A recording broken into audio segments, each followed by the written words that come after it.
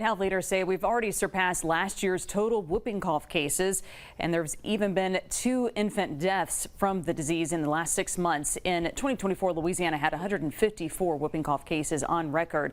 This year, we're already at 170. 1 in 3 children who come down with whooping cough end up in the hospital, and you can unknowingly transmit it to someone in your family, according to doctors. That's why the Louisiana Department of Health is urging everyone to stay up to date on their vaccinations. It's important to keep in mind that really for any vaccine, it takes time to build that immunity and to build that protection against whooping cough. So we recommend that people who know they're going to be around a baby, make sure you do it 2 weeks in advance. And pregnant moms should get the vaccine between 27 and 36 weeks of pregnancy. The Louisiana Department of Health says there may be an increase of cases as awareness and testing increases. Over at the state capitol today.